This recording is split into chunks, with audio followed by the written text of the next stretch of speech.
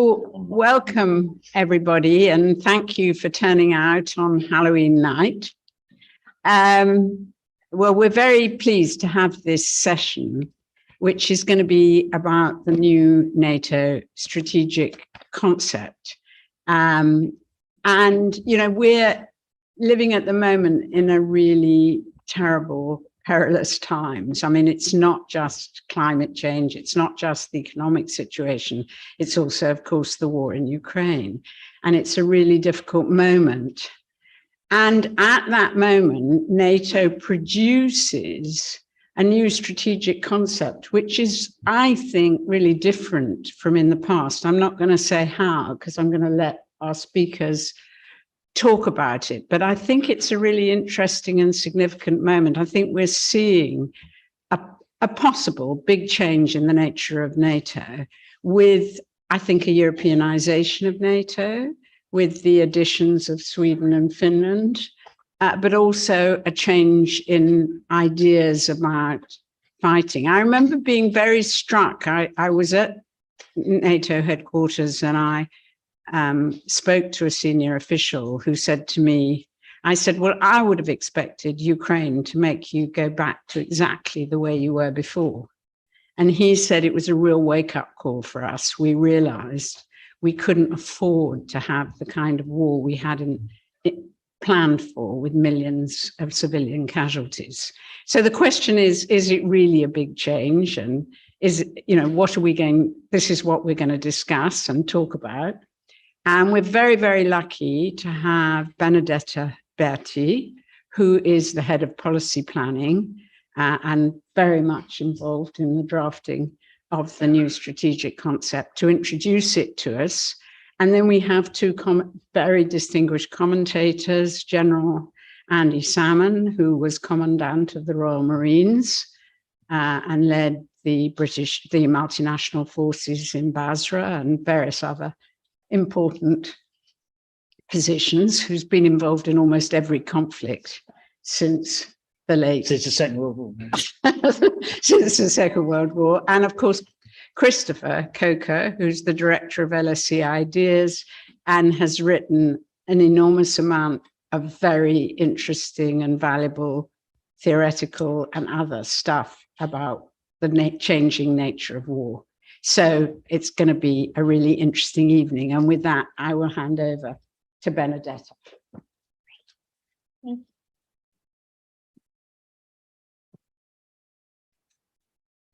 Thank you, Mary, for the kind introduction. And I hope I'm tall enough to be seen from the lecture, but that's what we have. So, so bear with me.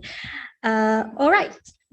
So I'm going to give a little bit of an overview of the NATO new strategic concept that was adopted just this past June at the last NATO summit.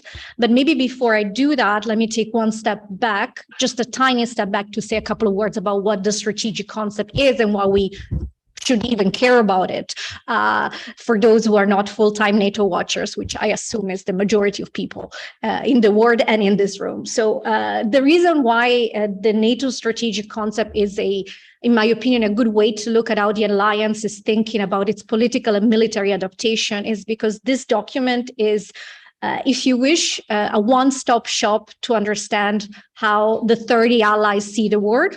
So what's their strategic assessment of threats, challenges, of opportunities? How do they see the alliance? What do they see as being NATO's main tasks? And what do they see as the political narrative surrounding the transatlantic alliance at large, which NATO represents in many ways?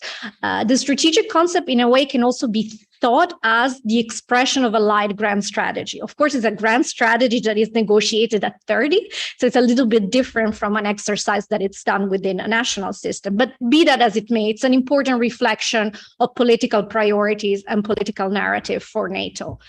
In terms of where it fits in a NATO hierarchy of documents, I would say at the very top, we have the North Atlantic Treaty, which is, of course, our constitution. It is the charter, is what created NATO. But one step down, on from the North Atlantic Treaty, you have the strategic concept. So it's quite important in terms of how much political focus the Allies place on it. What else to say about the strategic concept? I would say it's not just a document in the sense that after it is agreed, it is also translated into military plans, into policy, so it trickles down into the NATO structure. One more thing to say, this is not the first time that the alliance has undertaken such exercise. This was the 8th time since 1949, since when NATO was founded, that allies came together to negotiate their strategy. In terms of understanding, trying to answer, I'll try to spend the next 10 minutes or so answering Mary's question of what's new, what's relevant, why do we care about this document anyways? And I think a good way to do that is to start by just opposing it with the past strategic concepts and seeing the difference. So during the Cold War, and I promise I will do this in 1 minute, so it's not going to be a historical overview, but during the Cold War, we had 4 strategic concepts. Those were written by the military. They were secret, so they were not shared with the public, and they pretty much focused on one question: how to effectively deter and defend against the Soviet Union. That's pretty much what it was about. One threat, one theater, one focus. Then the Cold War ended, and NATO changed, NATO adapted. And so we had 3 concepts after the end of the Cold War that were very, very different. First of all, they were not written or drafted by the military structure. They were negotiated by the political structure. The decision was to make them public, so they were no longer classified. And they reflected really how the alliance shifted its understanding of its mission, its purpose, and how it shifted the understanding of the security environment. So from being focused on only one threat and one theater, it became much broader. It talked about partnerships, it talked about crisis management, it reflected a post-Cold War understanding of the world, if you wish. And we had 3 of these concepts: 1991, 1999, and 2010. History lesson over. Let's go back to 2010. 2010 was, to me, the last post-Cold War strategic concept. That's the way I see the difference between what we negotiated this spring and what we agreed 12 years ago. Let me explain what I mean. The 2010 strategic concept reflected the understanding that the Euro-Atlantic area was at peace. It was actually written in the first pages of the document. It started by saying the Euro-Atlantic area is at peace. The risk of conventional conflict is relatively low. Of course, we're going to face challenges and threats to our security, but those challenges are going to come from without the Euro-Atlantic area, not from within. And they're more likely to be unconventional, asymmetric, think about terrorism. And of course, because of that, the alliance really needs to focus on crisis management, including a strategic distance. And if you go back in time, in 2010, of course, Afghanistan was NATO's biggest operational deployment. Other things that are very clear in the 2010 strategic concept, I would say, is that it reflects, to me, the peace dividend culture. In other words, the notion that the Euro-Atlantic space is at peace and that we all share within Europe a set of norms, principles that ensure a level of predictability and stability. So it's a peacetime concept. Other interesting elements that I would point out to make, because what I would like to do is make a distinction with the new strategic concept. Other important elements to highlight is that the 2010 strategic concept talks relatively little about collective defense, territorial defense. It talks much more about partnership, about crisis management, which, as we will see in a second, remain important. But the focus is decidedly different. And then other elements that I would note are very important is the alliance in 2010 talked about continuing to build a strategic partnership with Russia. It did not mention China with a single word, and it paid relatively little attention to threats like climate change. This is for no fault of the drafter. It simply was not in the strategic mindset at the time. So fast forward to 2022, and I would say much has changed. We started this process by flipping the assessment of 2010. So 2010 started by saying the Euro-Atlantic area is at peace. Come 2022, well, the Euro-Atlantic area is not at peace. the decades of peace dividend, and especially in Western Europe, we have lived and that have ensured our prosperity are, I would say, very much under question. And I would say that post-Cold War security environment and the norms and principles that underpinned it are either dead or on life support, because they've been violated by the Russian Federation for years at this point. In other words, we are not longer in this post-Cold War world of predictability and stability. And that's the main point that the strategic compass try to make. We are in a new phase. Post-Cold War is not a great name, is a great term. I'm sure in a few years we'll be able to look back and give it a much better label, but we are in an interregnum, in a transition, if you wish. And I think that's the main message of the strategic concept. It says we are no longer we cannot take peace for granted. We cannot take the whole post-Cold War as European security order for granted. We cannot take our own security for granted, the security of our allies for granted. And there is quite a difference, because we're saying we cannot discount the possibility of conventional threats against allies, which is a very, I think, stark change from only 12 years ago. And that's, I guess, one of the points I'm trying to make. This concept signals the beginning, perhaps, of a strategic mindset shift. We'll see, of course, the proof will be whether we implement all the decision we took, but in terms of the strategic direction forward is much different. So how do we prepare for a war that is not necessarily at peace? The concept lays out three main trends that define our strategic environment.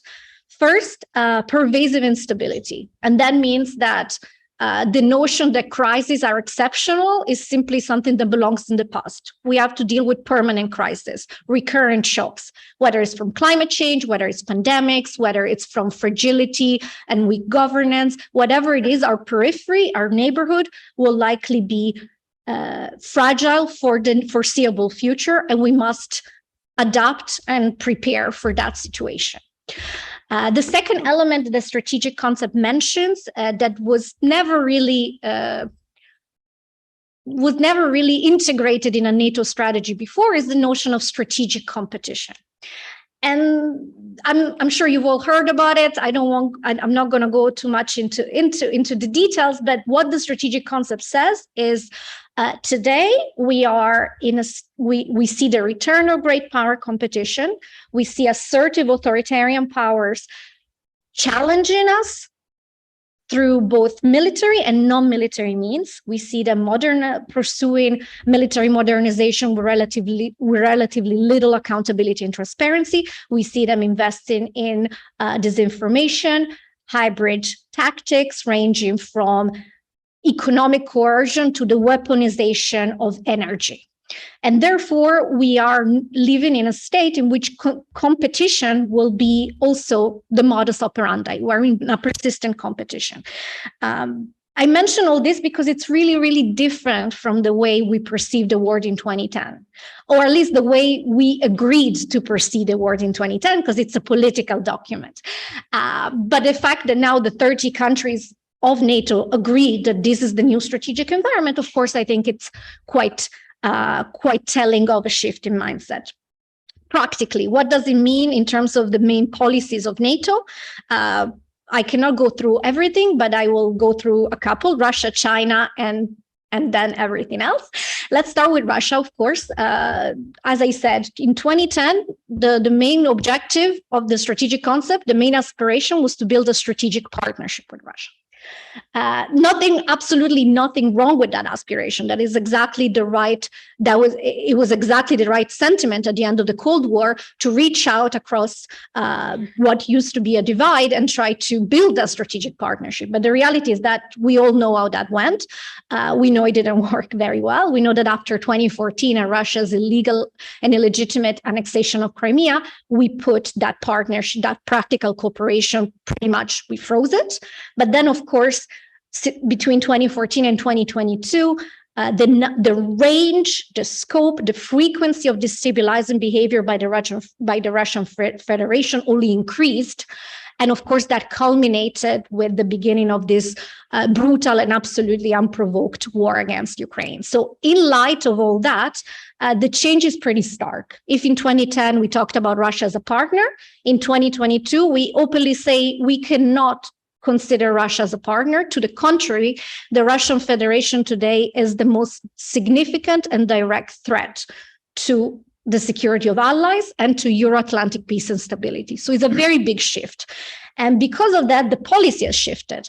And what we say today is, in this particular context, what we can do is basically threefold approach. First, we can invest in strengthening our deterrence and defense. And that's, of course, always been at the center of how NATO looks at its relationship with potential competitors and adversaries.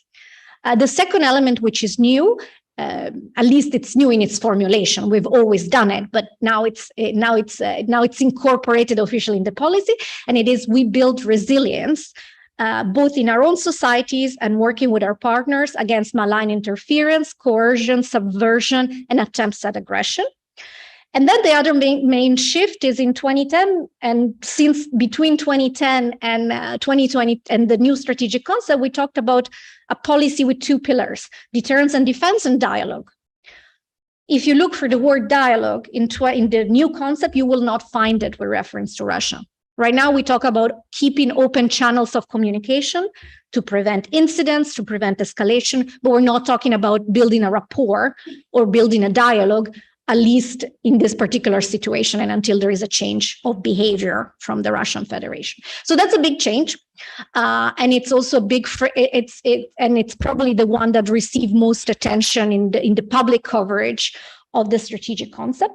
The second main topic that received quite a bit of attention, because it was a shift, is the fact that this is the first NATO strategy in 74 years that addresses China. For many years, the word China did not appear in NATO discussions. It just simply was not on the table because the notion was that Euro-Atlantic security allows us to have a focus that is much more restricted. Over the past 3-4 years, allies have changed their views on that, and they've actually stated in this new concept adopted in June that they see, although they do not see the People's Republic of China as a military adversary for NATO, they do see its coercive policies and stated ambition on the global stage as posing a potential challenge, and the framework is one of systemic challenge to Euro-Atlantic security. And that means that there is much more focus on better understanding what this challenge is all about, better understanding how it affects Euro-Atlantic security, so building situational awareness, and then on that basis, enhancing resilience and preparedness. And again, resilience means critical infrastructure, digital infrastructure, 5G, civilian satellite communication, but also looking more and more about foreign direct investment, foreign ownership of our critical assets and infrastructure. In other words, how to shore up and ring fence our democracies, societies, and key critical assets, and mitigate strategic vulnerabilities, which is something we hadn't talked about before quite as much.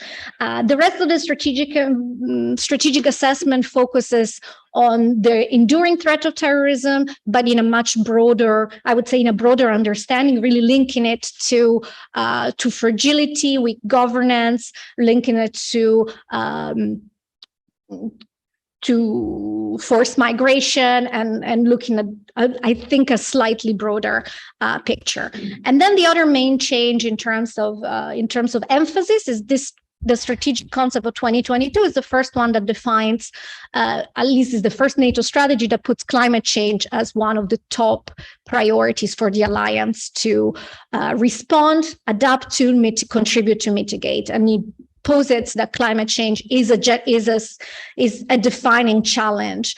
That's important because, of course, for many years there was in a way a fictitious division between soft and hard security, and confining certain topics like climate change very much outside the military realm. That's no longer the case. We see climate change as having a profound impact on allied countries, on our neighborhood, but also on the way our militaries will need to operate now and in the future. So it's much more prominent in our analysis. So because of that, I would say that what emerges from this 2022 strategic concept is an alliance that is back to geopolitics, back to realism, and because of that, a little bit more focused, I would say, that it has been in the past decades in terms of its purpose. So the purpose here is quite simple, at least in theory. In practice, it's not as simple, but in the purpose of NATO defined in the strategic concept is to ensure collective defense of allies. As simple as that, at least on paper. And to do that, there are three main pillars. And I know there's a Q&A session, so maybe we can talk a little bit more about the practicalities of all these three pillars, which we call three core tasks. The first is the deterrence and defense. Not surprising. This is NATO's bread and butter. But what the 2022 strategic concept does is it shifts back the prominence. It gives a level of primacy to deterrence and defense as the backbone of the alliance and the backbone of our Article 5, which is our collective defense clause. So it really puts a bigger emphasis on this role, on this task that compared to the 2010 concept. The reality is that this shift, this reset back to collective defense didn't start in 2022. It really started in 2014. That was our wake-up call as an alliance. That's after the annexation of Crimea. That's when the allies said, well, we have to go back to the drawing board and really invest in the territorial defense of Europe, because we just cannot take it for granted, like to some extent we had done in the post-Cold War years. So 2022 puts a large emphasis on the importance of deterrence and defense. At the same time, I want to say this is not going back to the Cold War. First of all, it's not going back to the Cold War because we're talking about multi-domain. So we're talking about land, air, sea, but also cyberspace and space as being all equally important in ensuring credible defense. It's also not back. It's also not back to the Cold War because there is a much stronger emphasis, first of all, on resilience, and I already mentioned this many times, but I think that's an important change. So we're talking about strengthening our deterrence and defense, strengthening our armies, but then we're talking more and more about the civilians infrastructure that underpin our ability to defend ourselves. And we talk about more and more about the interlinkages between credible defense and credible resilience. And that means that we need to work together at 30 to have resilient physical infrastructure, bridges, roads, digital infrastructure, 5G, space-based infrastructure, civilian satellite, because our militaries depend on all of these in order to function correctly. But then we're also going one step further, and I think the recent energy crisis is a very unfortunate but pretty accurate example of why we're talking about the need to mitigate strategic vulnerabilities in order for us to have the right freedom of maneuver and the right ability to do defense and deterrence credibly and sustainably. So we're talking more and more about energy policies, again, how to mitigate strategic vulnerabilities in our industries, in our key technologies. So it's a much broader conversation that we have started as an alliance.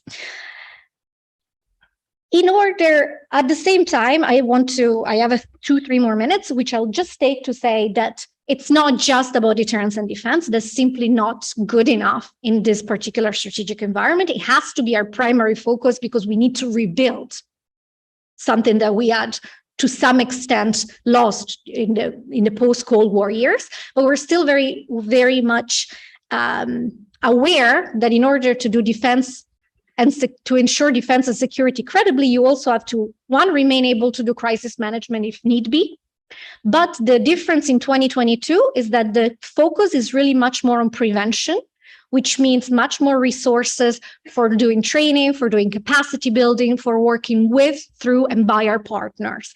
And that is a big shift of focus. And I'm sure if you want to talk about the post-Afghanistan's lessons learned, we can also bring this shift towards working much more with partners and putting the emphasis on training capacity building. And then finally, and again, this is why I say it's not an alliance that goes back to the Cold War or one theater, one threat, one job. The strategic concept also says we need to remain able to do cooperative security, which essentially means to work with others, because many of the threats we face are not bound by geography. Cyber threats, hybrid challenges, climate change, terrorism, all of those require concerted efforts to cooperate with others. And so there is an emphasis on partnership that simply was not there in the pre-90s NATO.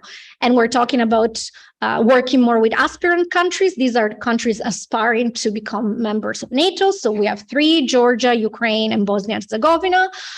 We talk more about like-minded partnerships, so working more with partners that share our interest in upholding the rules-based international order. We're talking more, this is the first NATO strategy that mentions working more with the Indo-Pacific.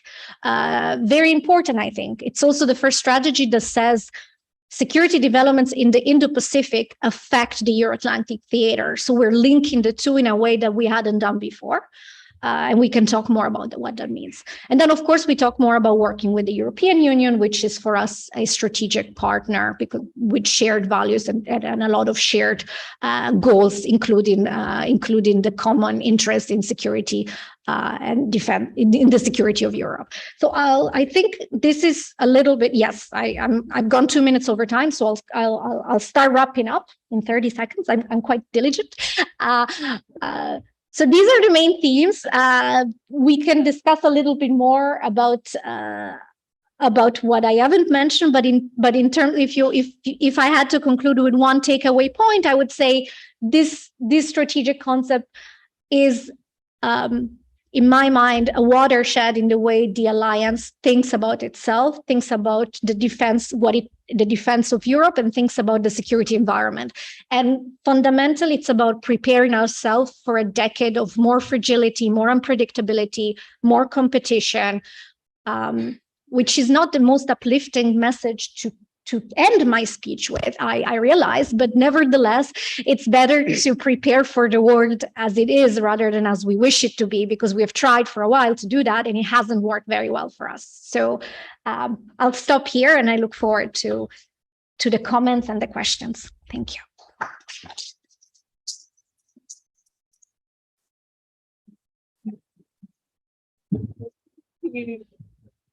Thank you very much for a wonderfully clear description of the strategic concept. Now you'll hand over to Andy. Thanks very much, Benedetta. That was really fantastic to understand what lies behind a very 360 idealistic, purpose-driven NATO strategic concept. I was in NATO in 2010 when the last one was published. And we were sitting with the chairman of the military committee, all the generals, admirals and air marshals. And the chairman said, we've got this new strategic concept and what we need is a new mindset. And so I stuck my hand up and said, so what's the new mindset we need? Well, that's for you to work out. Okay.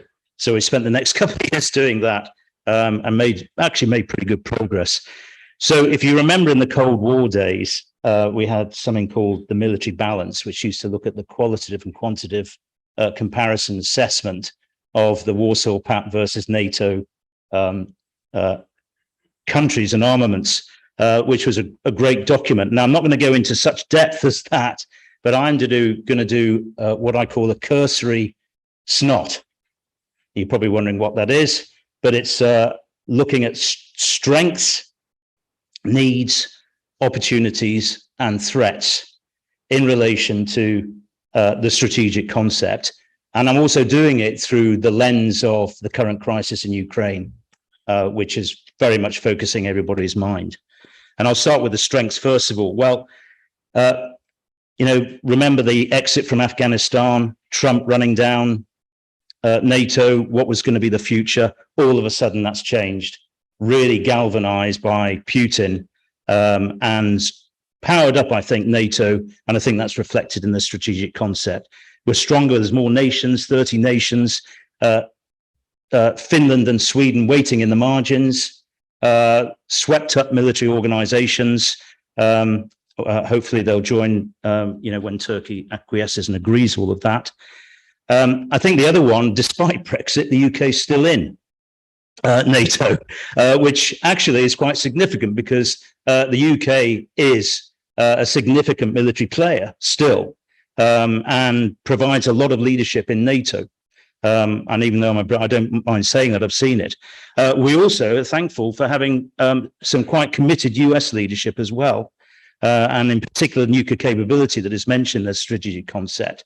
And there is no doubt that we need the US military architecture. I can recall after a couple of weeks in the Libyan crisis of 2012, when we were starting to run out of missiles, that if it hadn't been for the US stepping in with their military surveillance target acquisition targeting architecture, Libya just wouldn't have happened. We really need the US in, providing all of that support behind the scenes. There's been a legacy of pulling together since that last strategic concept of some very good operations, K4 in Kosovo, S4 in Bosnia, and from a human security perspective, things like the counter-piracy operations off Somalia have been very good. And also internally, NATO's more swept up, digitally, technologically, and we built a new crisis management center in 2012 called the Comprehensive Crisis Operations Management Center, which got into full swing in 2014 as a result of the the invasion of Crimea. So I think overall, strengths-wise, more cohesive and coherent. And I think that's sort of good when we look at the actuality of the strategic concept. Now, what are the opportunities? Well, they're catalyzed by this crisis. There's an opportunity to demonstrate resolve and bring this concept to bear, which will demand great leadership, diplomacy, and outreach. Capabilities need to be strengthened. We talked about, building some of that resilience and that core military base we had in the Cold War. So 100 billion announcement boost in German defense spending, getting it to the threshold of 2% of GDP is a real step in the right direction as far as that's concerned. We're looking at Baltic states that are just much more swept up than they were before, matured since the end of the Cold War, done quite a lot of work in Afghanistan. So, we're stronger in that respect too, but we've got to keep building on it. We've got to build more flexibility and really demonstrate more in terms of the NATO response force and the way that we reinforce the 8 battle groups that have been moved to the Eastern Europe as a result of the crisis. So keep building on that. And we've got to strengthen the interoperability, which is, I think, what Benedetta mentioned at the end there, with other stakeholders and actors in terms of things like human security and terrorism. So that's those are the opportunities. Well, what are the threats then, quickly? Well, there's this threat of a tactical nuke, which I think would really cause problems in terms of the philosophy concept of extended deterrence. I don't know want to guess whether that happened, how we would respond at all. Individual actors can undermine extended deterrence. So the pronouncement by Macron that we'd only respond to a nuclear attack if it hit France, actually, if you think about it, could potentially give the wrong message in terms of an Article 5 response to any such consequence to any NATO member. So that sort of cohesive messaging needs to be watched quite carefully. Then there's Ukraine fatigue. I think in the Times poll of the 7th of October, I know in the UK, 45% of young people support Britain's role. Note that actually more people think Poland's more favourable than any other European country because of the number of refugees it's taken. But people can get very tired. There's economic hardship, costs associated with increasing the spend on defence. Tougher choices need to be made. And that feeds into that political fragility that we've been seeing in this country in particular. And the decision making where, politicians are quite susceptible to minority lobby groups who are worried about a lot of other things like climate change and so forth, which is extremely important. But nevertheless can create difficult choices to be made, which undermine the resource required to really bolster the capability the NATO needs to work this concept of extended deterrence. So what do we need then? In the military, there's a term called main effort. A main effort means that you provide all the resources available to concentrate on one main effort. So the main effort needs to be on Ukraine and Russia. It sort of pulls everything together. It also helps to explain the purpose and the focus. And it overcomes huge distractions, which we've talked about. And this feeds into a deterrent effect to make sure that the costs and the risks outweigh the benefits of any rational or irrational decision by Putin, which means it's got to be credible, our deterrent effect, quick, measured, in response and demonstrating that capability through exercising and great messages and deployments. The investment to make our deterrence really much more capable in the industrial base in particular. I mean, the rates of ammunition expenditure in Ukraine, for example, are huge. And, you know, not only we're running out of the key weapons that we need to bolster up the Ukrainian armed forces, but, you know, we're eroding our resilience and capability, just like we see in the Russian example. Now, these things take years to overcome and build. You've got to ramp up the whole of the industrial base to do that. So that's a real issue for our resilience. The communication's got to be really spot on. I don't know whether we have a hotline like we did in the Cold War, but the messaging has got to be clear and unambiguous, so that at least we're coming over as rational and consistent in the way that we're messaging this deterrent effect. Then the next thing that Benedetta also mentioned, that we've really got to learn from Afghanistan on the limits of conventional military capability. And there's two examples here that are mentioned in the strategic concept.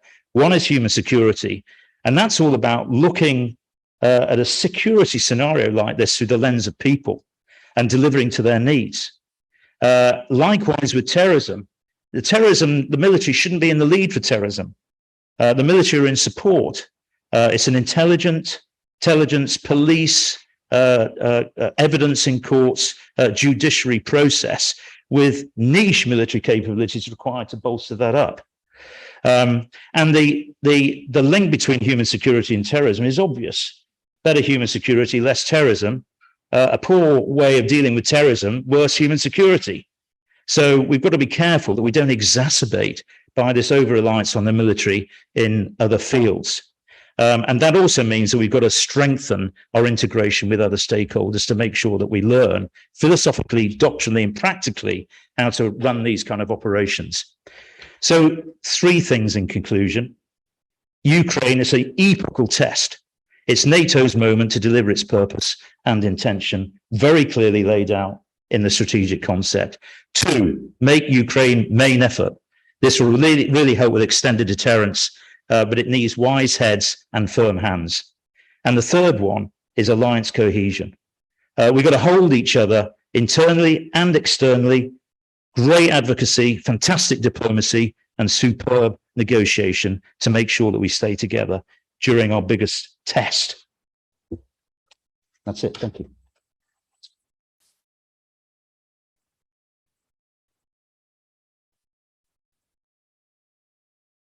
Thank you, Andy. And now we're going to go to Chris.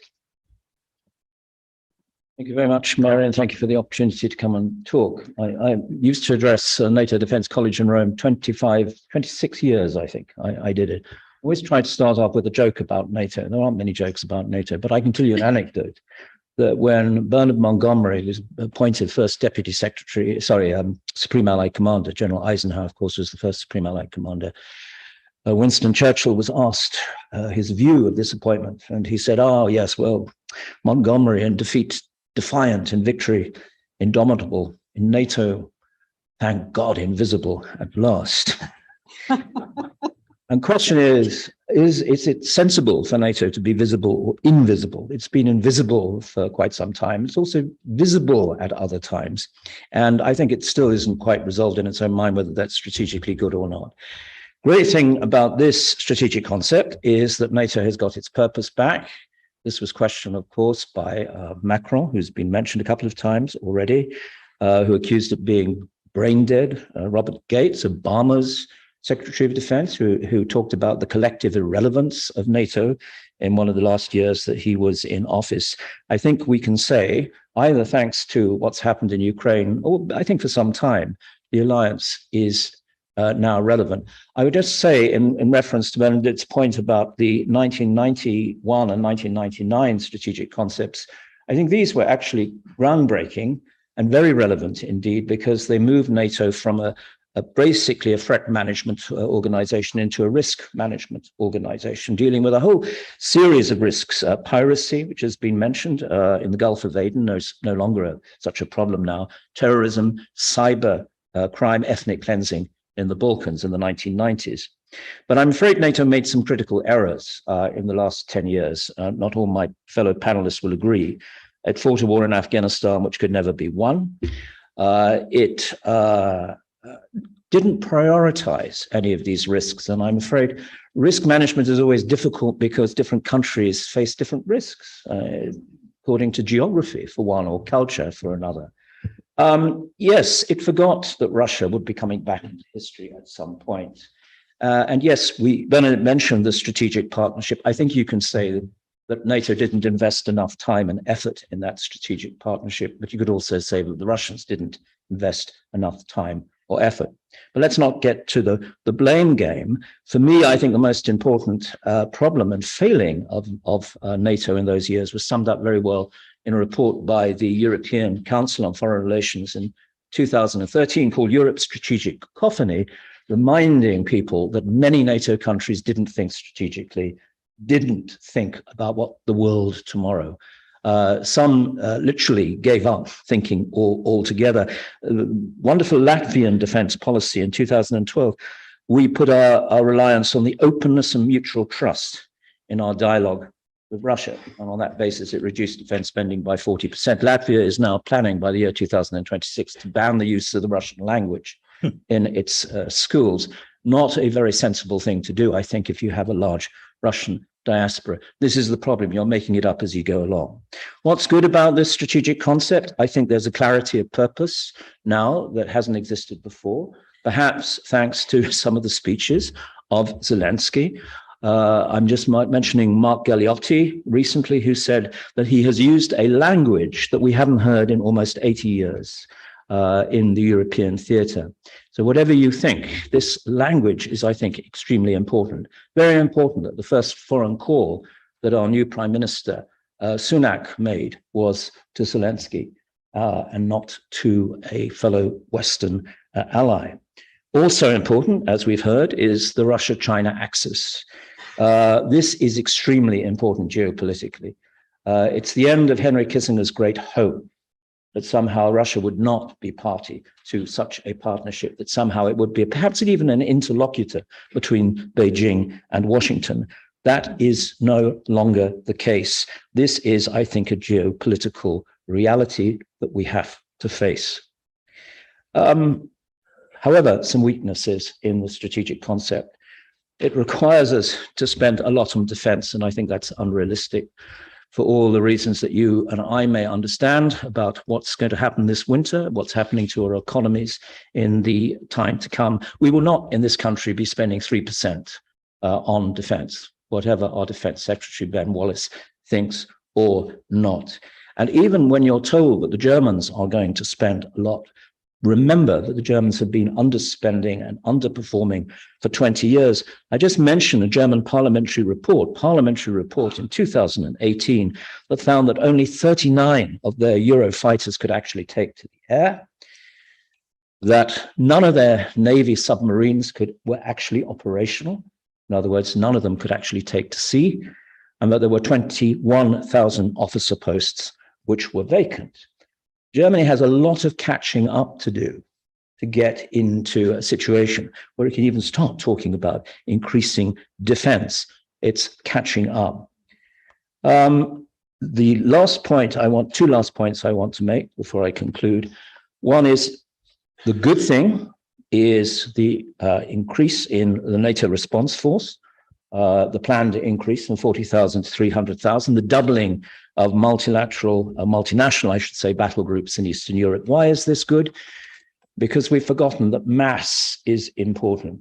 The fact that the Ukrainians are going to call or could call up another 1 million people to help them next year in the defense, because this war is going to drag well into next year and quite possibly well beyond that into 2024.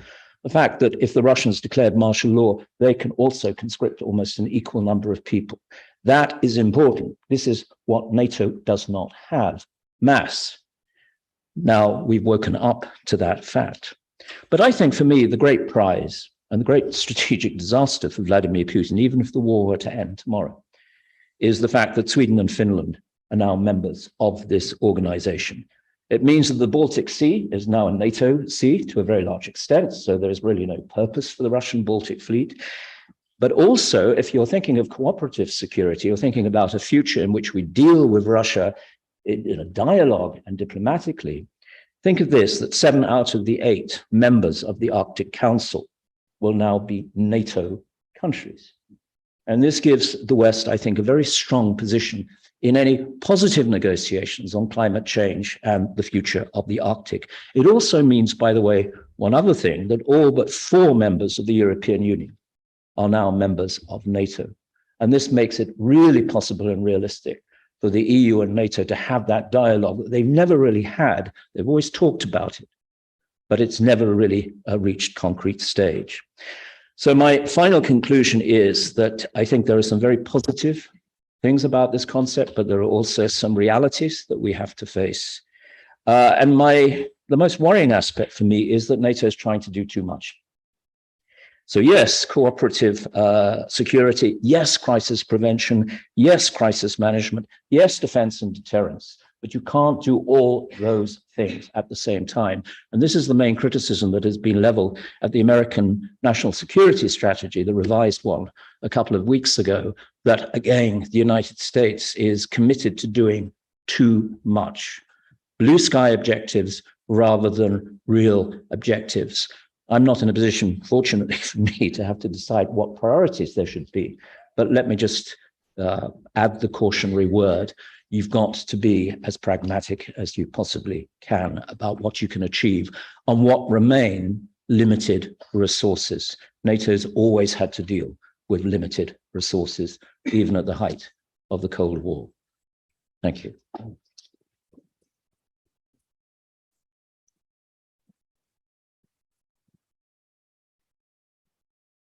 Well, thanks very much for that sober reflection. And I thought we would have a little discussion among ourselves before we turn over to everybody else, but we want everybody else to join in. And I suppose my first question is really to Benedetta, but it's relevant to all of you. Excuse me, Professor Kaldor, would you be kind enough to speak with the mic? Yes, absolutely. Is that better? I'll get a little bit further forward. How's that? Okay, sorry about that. So you were talking, this strategic concept, NATO's got its purpose back. It's going back to defense and deterrence. And yet, if I think about NATO over the since the end of the Cold War, what has always struck me is that even though it was talking about strategic partnership, talking about crisis management, it was still predominantly a military alliance about the defense of territory. And there was always a really objective problem that since it was about defense of territory, even though the Cold War was over, and even though there was a strategic partnership with Russia, there was always an objective problem that there had to be an enemy. I don't want to go over again the blame game, because I don't believe NATO expansion is the cause of the war or the cause of Putin's behavior. But what I do want to think about is the problem that has been historically with defense and deterrence is that it had this escalatory momentum. And what I think the really important question that I want to ask about this strategic concept, is there a difference in how deterrence and defense are going to be performed in such a way as to reduce that escalatory momentum? Because that's the really big problem that we face in Ukraine. We're really trying hard not to allow it to escalate into a greater war, even though we want to support Ukraine's defense. That's the tightrope the West is on. And the question is, does that affect how we do defense and deterrence? Is there a shift to more conventional defense and less reliance on nuclear? Is there going to be a shift in how we do things? And you mentioned climate change. What struck me also was the mention of human security and of the women, peace and security agenda, which seemed to suggest NATO was going to do things in a different way. And is that what the mindset change is about? Right. Okay. So that's a lot of questions. I will try. Sorry. No problem. I'll try my best. Let's start with how are we going to do deterrence and defense? I mean, on the one hand, the pillars remain conventional, nuclear, missile defense, underpinned by cyber and space capabilities. So it's already it's already 5 domains as opposed to, it's already a multi-domain understanding. Are we going to shift to more? I want to start with the security dilemma problem that you put on the table. I think that, and just to make it not abstract, but concrete, I think the way the alliance is positioning itself, and I mean, NATO is an organization, that we can talk about the individual allies, but as an organization with respect to the war, Russia's war against Ukraine, is exactly an example of how do you balance different strategic interests and preserve credible deterrence and defense without escalation, right? I think that we have, when it comes to this war, and the Secretary General has articulated that multiple times, different objectives. First of all, as an alliance, we have a clear purpose, and that is to ensure the security and collective defense of allies. So step one is to make sure that no NATO ally is threatened, none of our territory is threatened, and therefore that's why the emphasis on deterrence and defense. And it was already mentioned. I just want to, for those that maybe I've not followed as closely, which I wouldn't fault you, there's so much happening in the world, but in terms of what NATO has done since February, it's been what I would say a very significant thickening of our eastern flank. So we used to have 4 battle groups, so 4 multinational deployments in the Baltic states and Poland, which were intended, were put in place after 2014, so after the illegal annexation of Crimea, as a deterrent factor, and I would say that as a tripwire approach.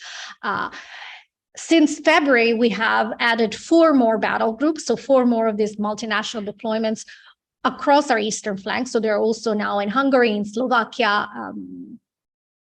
Why am I missing? Yeah, Poland. Yes, I got it. So there's Bulgaria and Romania. Thank you, Jamie. Must be the lack of sleep. So we have the whole eastern flank with 8 battle groups. We're also bolstering the presence in terms of land, sea, maritime. So it is the beginning. It's going to take years to get us where we need to be, but it's the beginning of a shift towards a more active, more forward defense approach. So that's step one. We are sending, and I think it's been sent very clear signals to the Russian Federation that Article 5 is sacrosanct, strong, I'll use the word of your choice, that every inch of Allied territory will be defended. So that's one part of the efforts. Another part of the effort is, of course, to recognize that what is happening in Ukraine is, well, first of all, the gravest security crisis since the end of the Cold War. It is a human tragedy of monumental proportion. It is absolutely unthinkable that we see this war raging in the midst of Europe, where Ukraine is fighting for its right to self-defense and for its right of existence, really. But we also see that it's not just about Ukraine. what happens in Ukraine has an impact on European security order.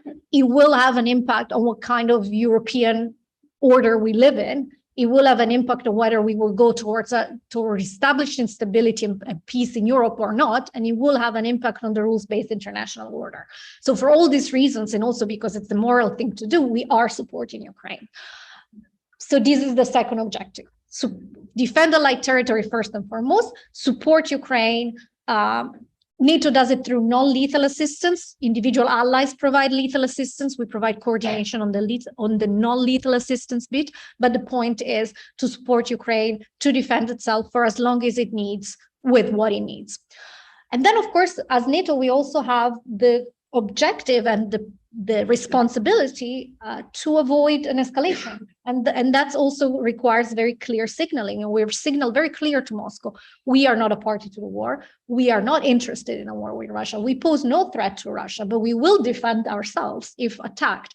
And I think the message is consistent with who we are and with our posture. So it is really always about balancing these different prerogatives. I think in the case of Ukraine, we're doing that effectively. In terms of policies, but as you said, it is deterrence and defense is an art, it's not a science. It's about signal, it's about commitment. So it's complex, but I think that these are the multiple objectives we are balancing at the same time. Do I answer some of the questions? Yes, you do, but I'm also. I absolutely, and maybe the others would like to come in before I ask another question. Yeah, I was going to ignore your question and answer another one. Okay. Go on then. Okay. I just want to say something about the expansion of NATO, which I think is a very, very bad idea. Rather like the expansion of the European Union. If the Europeans have difficulty enough dealing with Poles, Bulgarians and Romanians, but particularly Poles and Hungarians at this stage, we should think very seriously about this as well. You know, there are cultural fault lines that run through NATO that we saw in the Kosovo War, the degree of public support, which was huge in Scandinavia and in the Netherlands. Middle ranking in the United Kingdom and France, around about 65%, and pretty low in the Mediterranean countries. And you could say that was to do with geography. I would say it's a lot to do with actual culture, Protestantism, various other things of that, which we could go into. There are cultural fault lines that run through every organization, that run through the European Union, that run through NATO. If you're going to add people from even more diverse cultures, you're going to have great difficulty actually managing the whole show.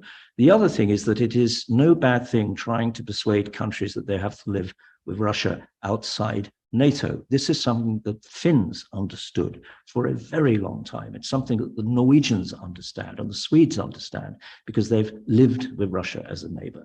And one of the things I think that people should be aware of is the extent to which Norwegians, less perhaps the Finns, are a little concerned about the gung-ho attitude of some Western NATO members about what's happening in the Ukraine, kind of indivisible support that you're actually getting. They're actually asking serious questions. What do you mean by a Russian defeat and a Ukrainian victory? We may have to deal, as we've always had to deal, with compromise rather than go for the all-out. This is something that I think we should seriously entertain because this war in Ukraine, I think, will go on well into 2024, and we're not prepared for it. Well, I partly agree and I partly don't agree. But what I would like to ask you is, you were saying you were commenting rather positively about the addition of Sweden, yeah, absolutely, and Finland. So doesn't that contradict what you've just said? Not at all in terms of cooperative security.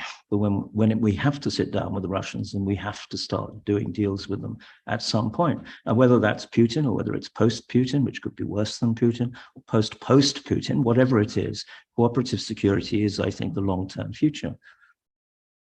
Yeah, and I totally agree with that.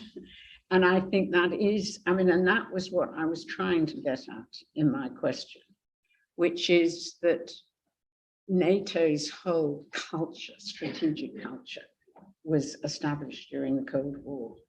And after the Cold War, we all hoped for a completely different time. I mean, that's why people like me wanted the dissolution of both NATO and the Warsaw Pact and the establishment of a sort of Helsinki type pan-European security arrangement that would have at that time included Russia. And it would have been a different kind of cooperative security linked to human rights.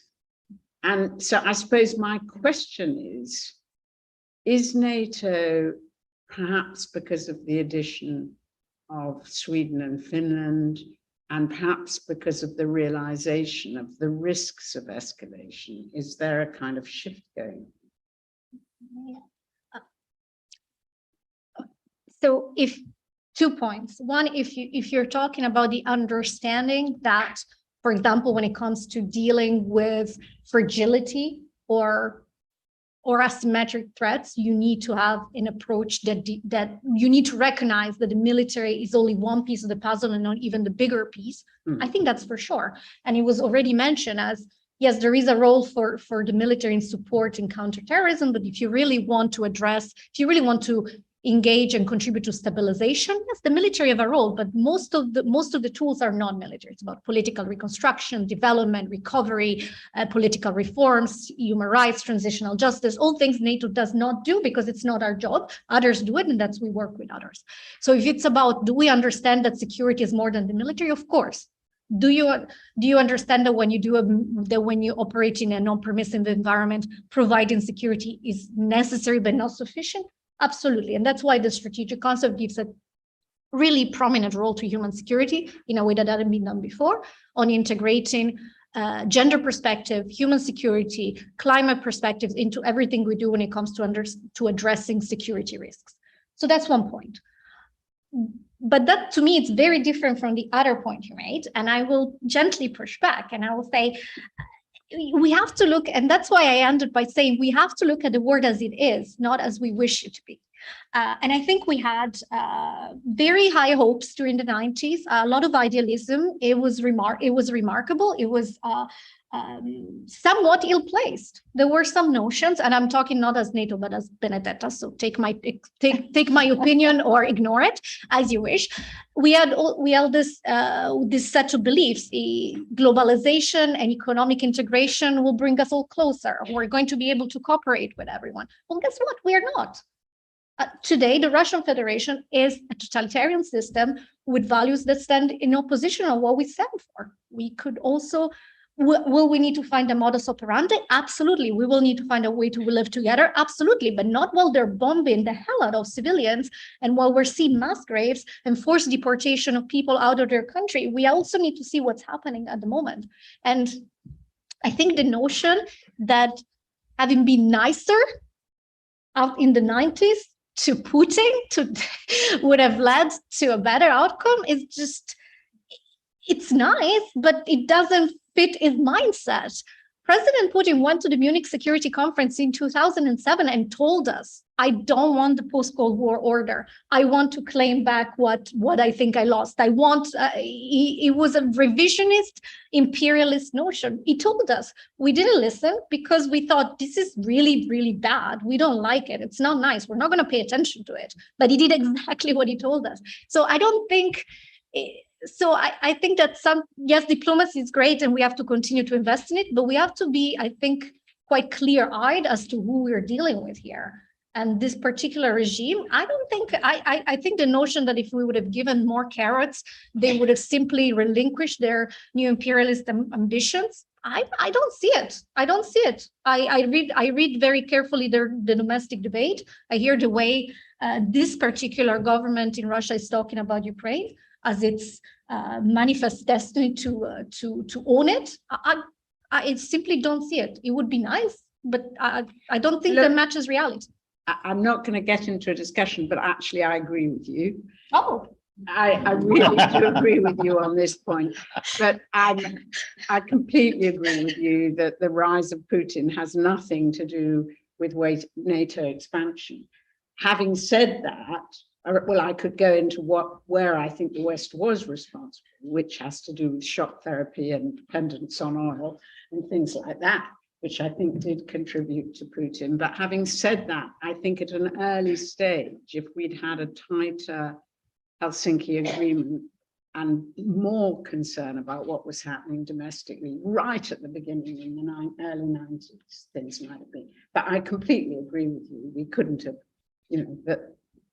And I've always thought NATO expansion was a pretext, not a, but I don't think we should have given him that pretext, that's all. But anyway, I'll let Andy come in because I thought he wanted to, and then I'm going to open it. I just wanted to say that, of course, in the Cold War, when there was a kind of cooperation over conflict, wasn't there? And the concept of limited war, which was designed to prevent this escalation. I think that the other thing about when you're mixing the core culture, DNA of deterrence and conventional capabilities with all of those other human security, terrorism, gender and aspects, it's quite difficult when you've got to shift from one to the other with the same capabilities. Really challenging because philosophically and doctrinally it's so different. Whilst I'm really encouraged by what Benedetta says in terms of they recognize that, you know, the military is a supporting actor in this. A lot of politicians don't, you know, who deploy military forces. You deploy the military black box and that's what you get.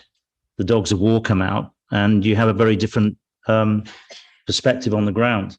So it's really challenging to find that balance. And I would suspect there's a huge amount of work that needs to be done on it. Okay, I think I allowed everybody. I mean, it's lovely having this discussion, but we can continue it forever. So I'm going to open the floor now to questions. And I'll take Jamie Shea, who for a long time people remember as the spokesman of NATO. Oh, Mary, thanks, Benedetta, Andy, Chris, thanks very much. I learned a lot. My question is as follows. As NATO, having done its strategic concept, now looks at Ukraine, to my mind, there would be sort of two big things that NATO would be analyzing on a daily basis. One is the Russian military performance, the Russian way of warfare, which is a mixture of, if you like, tactical incompetence, but, you know, strategic impact, destroying infrastructure. You mentioned this, you know, the electricity grid, creating environmental chaos, you know, creating humanitarian disasters, waves of refugees. And so my first question is, how is NATO interpreting the Russian military performance in terms of whether it sees the Russian threat as larger or smaller on account of that? And if collective defense now involves all of this environmental and humanitarian and infrastructure stuff, as Chris said, in terms of being overburdened, can NATO fight but handle all of those side effects at the same time? Is there a case maybe for pulling the EU in behind collective defense with its civilian humanitarian assets to handle that side? And then the second part of it, of course, is the Ukrainian performance, not just military, but civilian, the resilience, the involvement of the private sector, all of the civilian society initiatives. Is NATO sort of drawing lessons from Ukraine in terms of improving the resilience that you referred to in your talk? So, Mary, thanks for indulging me. Those would be my two questions. Well, I'm going to because we haven't got that much time, I'm going to take two other questions and then we'll answer them together. And then I hope there'll be time for another round. And I'll take that gentleman at the back there, or in the middle, I think. Thank you. It was famously said that a war between two nuclear powers can never be won. And with recent estimates from leading scientists showing that nuclear exchange leading to a nuclear winter could kill over 5 billion people. I'd let that sink in. That's over 100 times the population of Ukraine. Many of those deaths occurring in NATO countries. Is there a moral responsibility and an imperative for NATO to work in conjunction with other organizations like the LSE to look at strategic off-ramps, because it is Russian military and nuclear doctrine to use nuclear weapons in the event of what would be considered an existential risk to the to the Russian state. And if you look at President Zelensky's rhetoric around retaking all of the territory, including Crimea, it's difficult to see how that wouldn't be interpreted as an existential threat by the Russian Federation. Thank you. A very important question, and that over here.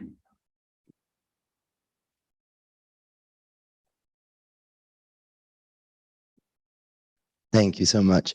I think my question is best thought of as that there's a level of competition between strategic concepts going on, and it was very popular. I mean, it was very we were made aware of the fact that, for example, the Russian Gerasimov doctrine of war making has full categories where the West has no response in its, war making strategy, and that leaves fully 3/4 of the war going on is not happening in Ukraine, but is happening in all these other battle spaces, from financial infrastructure, potential attacks. I mean, the US Treasury and the UK Gilt are in this extremely wobbly position, but that battle space wasn't mentioned, but it seems. And I guess the question along the lines of off-ramp questions is that perhaps the 90s was a bit romantic in the notion that we could immediately get along together, and perhaps Ronald Reagan and the 60s presentation of America, inclusive vision of a future was a bit more, thrown into the future. And whether, in fact, we don't need to, especially if what you say is we're headed to a punctuated diminution, that means end game. From the iconography of the Z, Russia is often featuring as the place everyone will retreat to with good reason. It's got lots of water and soil, and it just seems to me that there's a possibility to present Russia as a heroic potential in it, and that would actually be a way to not address the leadership, but the people, and include them in a vision of a world where actually Russia is the savior, but doesn't have to do it in this brutal, genocidal conscription and all these texts. And okay, done. Okay, I'm going to let everybody answer those questions, and then I hope we'll be able to have time to go to the online questions. Yeah, do you want to start? I thought there was quite a lot from the NATO perspective in that first question. Do you want to I can. answer the nuclear question? Well, the nuclear one about Russia. The nuclear one. Well, yeah, the mutually assured destruction. Yeah, we don't want that. Of course not. Yeah, absolutely agree. 100 million %. I suppose the issue comes in how we respond to an actual, worst case perception that it's an existential threat to Russia. I mean, what Putin says is creating a lot of wobbles, I'm sure, and it's part of the dialogue to create his own deterrent effect. I'm sure the Russians are very clever at that sort of thing. So how do we respond is a really brilliant question. I don't know what the answer is. I mean, if a nuclear bomb was dropped on London, how would we respond? We've got a nuclear deterrent, submarines patrolling the world who can respond. I mean, what are we going to do? If there's a tactical nuclear explosion in Ukraine, might be a different matter, depending on the severity and the size of the warhead, because some of these things can be quite precise, sadly. So, this is where I think this extended deterrence, fusion of conventional and nuclear, can unravel really quickly when actually it happens. And so that's why the messaging, the effect that we're having, the deterrent effect with all those things that I mentioned earlier, needs to be absolutely clear and unambiguous. And also it comes back to eventually there's got to be some sort of negotiation. Do we want a stale, cold, frost-ridden post-conflict scenario on the edge of Ukraine or in Crimea that we've seen so many times before, which never gets resolved? I don't know what the answer is, but those are some of my thoughts on that. Yeah. Yeah.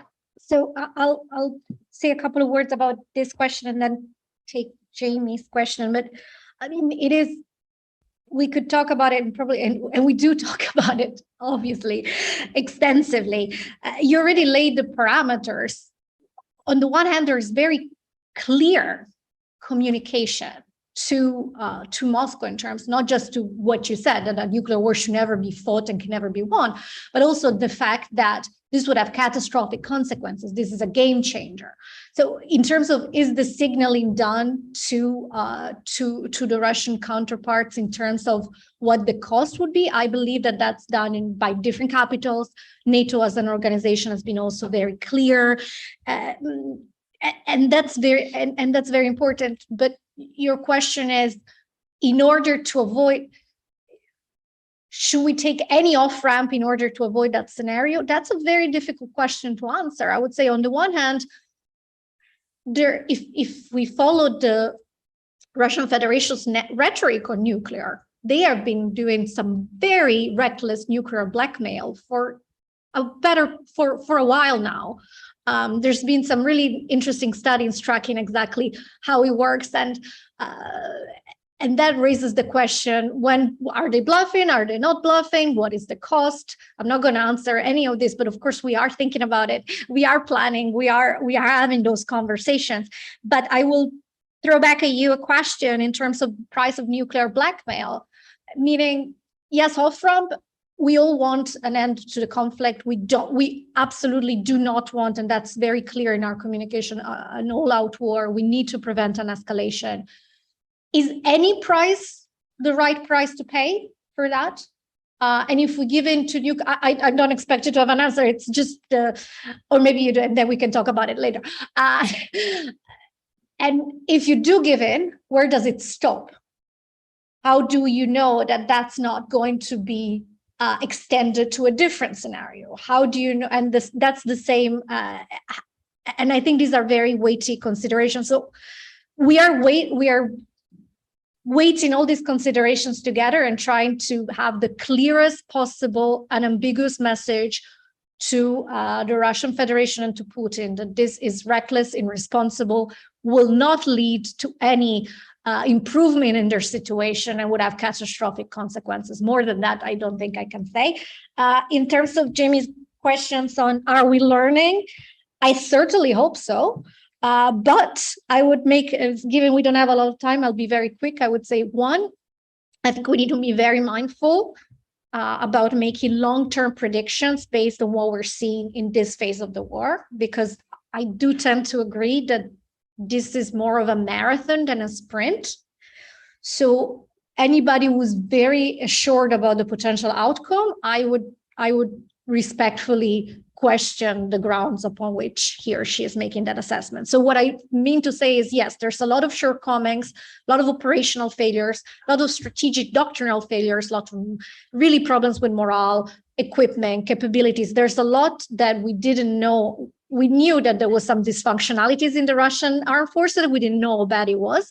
At the same time, I would caution about making sweeping predictions about what a potential conflict, let's say, between Russia and NATO would look like, or about the fact that we can plan and rest assured of the notion that Russia is always going to get weaker. Because even if Russia gets weaker, it doesn't necessarily mean that it gets easier to deal with. And then we go back to the prior question: what is a weak Russia?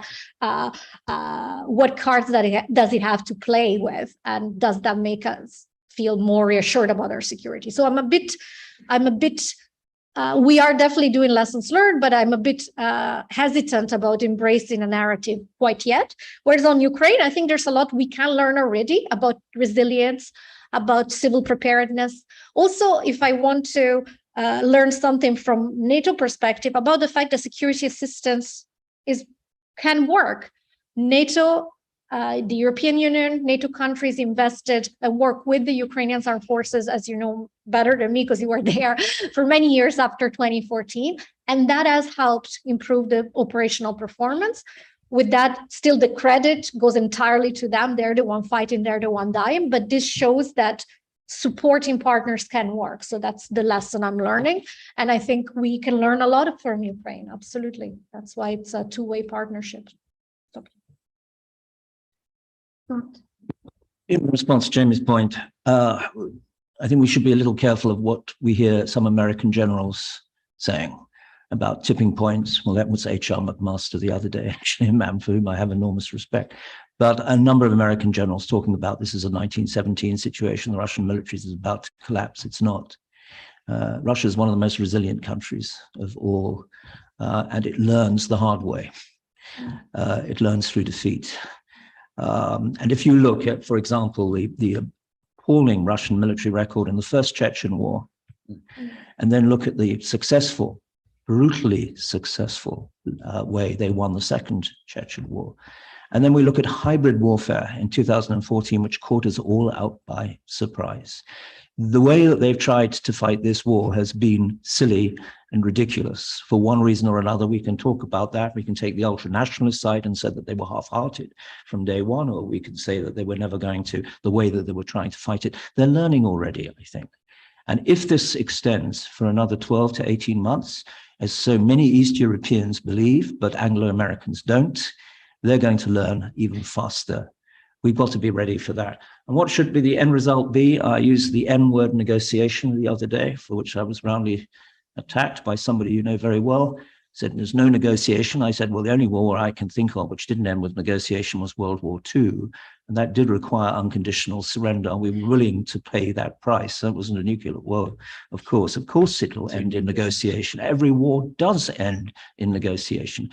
We can't afford another Minsk I or Minsk II. We can't afford another frozen conflict.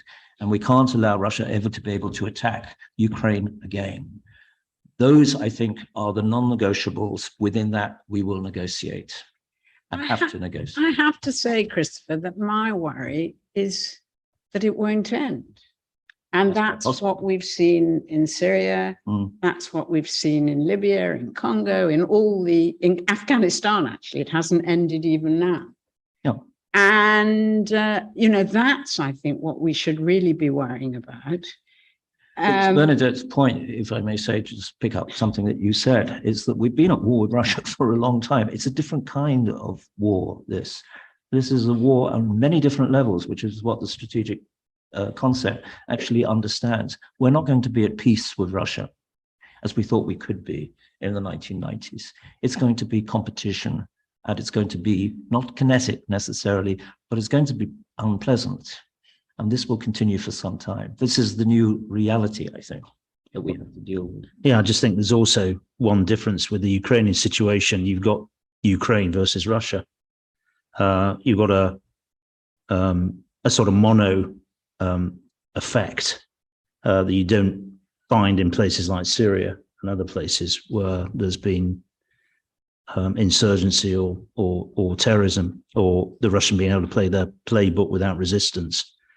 I think this is a bit different, where there's a conventional full-blooded war going on, which will depend in terms of whether it ends or not on probably the industrial capacity and the ability to mobilize millions of people and to endure the sacrifice, which we'll have to see how that plays out. If I can add, but then we really ought to go over to another question. I mean, I think you can see, one, it not ending. And what I mean by that is that you can't sustain the kind of resilience and civic efforts that you now see in Ukraine. And if you can't sustain that over a long period, then you get the kind of disintegration you see in Syria and other places. And that, I'm sure, was Putin's goal.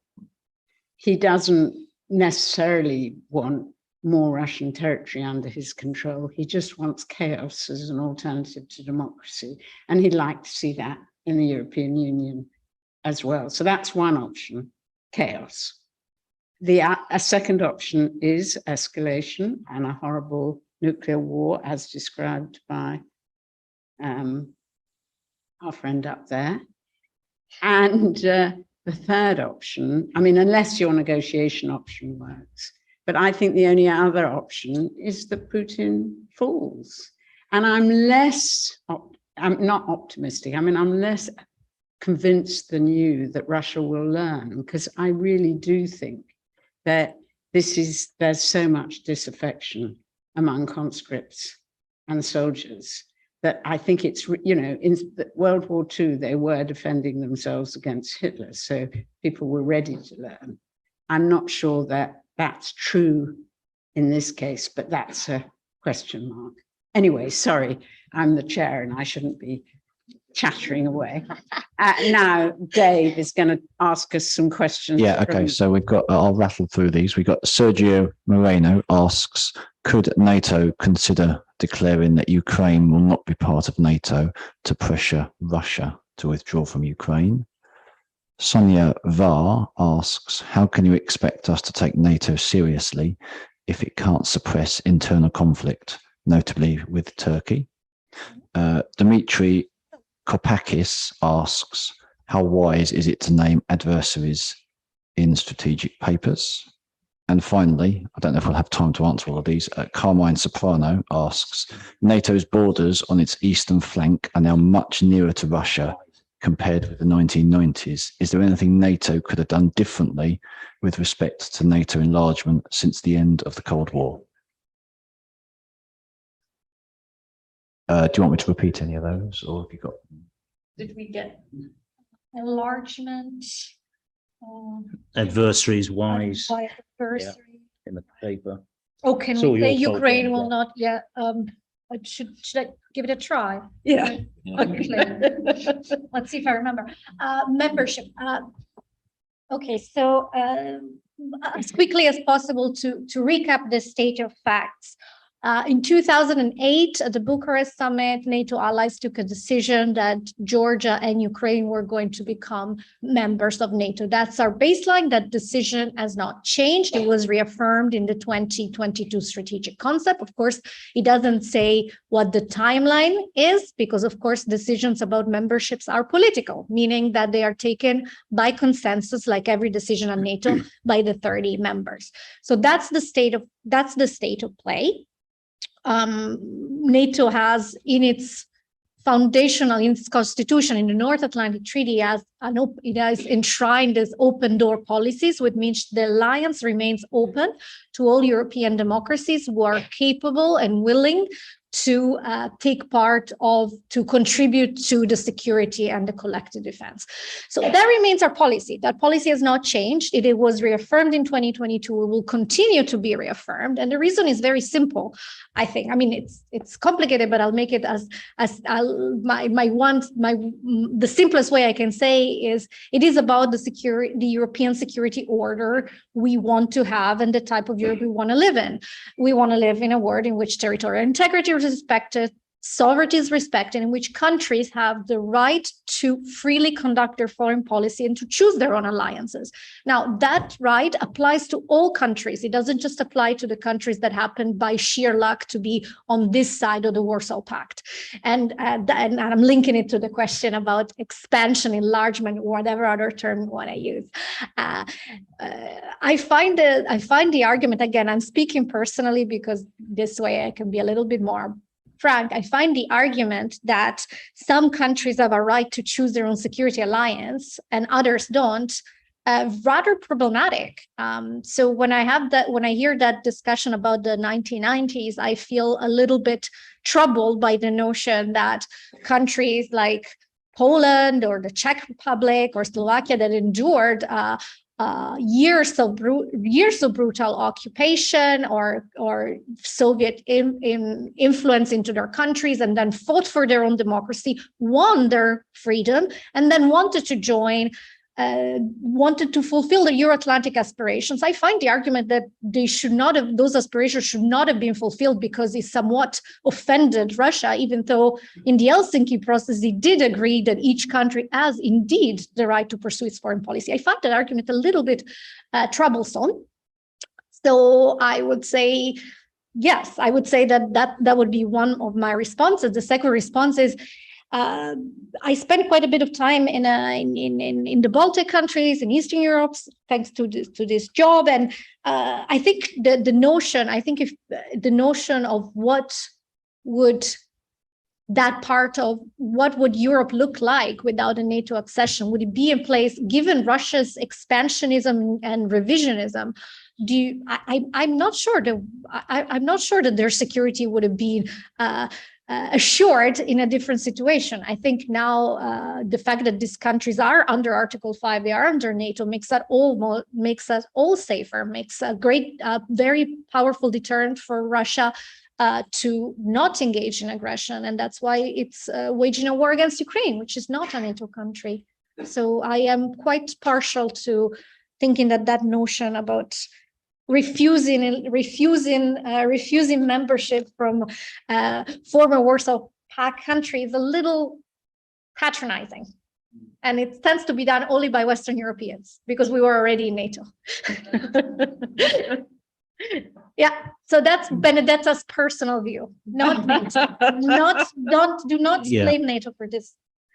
Yeah, I just was part of the first NATO delegation that went back into Moscow after the Georgia crisis, and I think it was very apparent anyway to me, and I was with quite a lot of Eastern European generals, of a sort of little bit of finger wagging and humiliation factor appearing into the discussions. And I think how we negotiate and do our diplomacy is absolutely crucial, because if it's perceived as humiliation, then you are going to get these kind of responses. And I think we're dealing with Russia, and they have a very different view of the world to many other people. The power and the humiliation are linked. And the other thing I think about Russia is that after great debacle, there have been revolutions, there's been massive change. And I think in Russia, there is such a systematic fragility as a result of what's happened since the end of the Cold War. So I'm not sure, unless they've got the appetite to do what they did after Stalingrad, and absolutely, I don't give a damn about what we do, how many casualties it's going to take until we get to the end. I'm not sure we're in that situation anymore. So it's going to be interesting to see how it all plays out. Do you want to add anything, Christopher? Christopher Donnelly, who advised, I think, at least 2 NATO Secretary Generals, possibly more than 2, was a Russia expert. And he spent some time at Moscow State University in the 60s, I believe. But anyway, he said the important thing is the Russians don't do appeasement. Because appeasement, which we do in the West, because frequently appeasement works. Mm-hmm. Sometimes you're dealing with countries that like to be liked, or countries that actually are rather fond of the fact that you are being nice to them and will give you something back. That is not Russia's historical experience. And appeasement means that you are weak, and you are surrounded by people who will exploit that weakness, and you will never convince them otherwise. So that is, when we deal with negotiations, the history and the culture is extremely important. And the example he cited was, of course, the renegotiation of the Nazi-Soviet pact after the fall of France, when Molotov came to Berlin and began demanding it be renegotiated, really in favor of the Soviet Union. And the Germans had never come across this before. We are the strong people here. The situation has completely changed. You're acting as though France has not fallen. Why? Because they wanted to appear stronger than they actually were. And I think that is a reality. Donnelly's point is very well taken. We've got to take those things into account if we believe in negotiation at some point. I'm not quite sure what that's got to do with Ukraine, but it's something that is with the larger picture. I think I'm a little bit skeptical of arguments, but we can have this later. But I do think, I agree with the point that if you're a democracy, you should be able to join NATO. But right from the beginning, it was made clear that Russia couldn't join. There was never an opportunity for Russia as a democracy to join. And I would hope that if NATO is changing, and if there were change in Russia, which there may not be, there would be that possibility. And that speaks to the question over there about, somehow communicating with Russians and not just treating Russia as somehow intrinsically an enemy. And I think that was a problem. May I just? Yes, okay. So, but I'll be really quick. Just on this point, I'm not sure that's the way I read it. I don't think there was certainly never a NATO policy that Russia couldn't join NATO. It was very clear from the beginning that Russia didn't feel that that was necessarily the way it wanted to go. But I think the one point I would put on the table is, after the end of the Cold War, NATO opened. When I mean it opened its door to Russia, I really mean it. The type of arrangements in terms of political negotiation and practical cooperation that were extended to Russia were not extended to any other partner. There is a special arrangement between NATO and Russia with the NATO-Russia Council, in which includes joint decision-making with all the allies plus Russia at the same level. No other partner was ever granted this level of political access and this level of cooperation at first. So I'm not sure that that's necessarily where things went wrong, but I certainly, and I look at the first row for confirmation for those that have been in NATO more. Jamie gives me the thumbs up, so that means I'm actually correct. They were never told they couldn't join. It just never felt it just never felt for them like the right policy solution. My instinct was at the time that all these partnership arrangements were a substitute for Russia joining. Now, well, on which side that was, I don't, but that's what I felt. It was a substitute for Russia joining NATO. And had we had the Helsinki pan security, had NATO become the military arm of that, it might have been different. But I know you're going to come back to me, and we've got to finish. So thank you, everybody. That was a really fascinating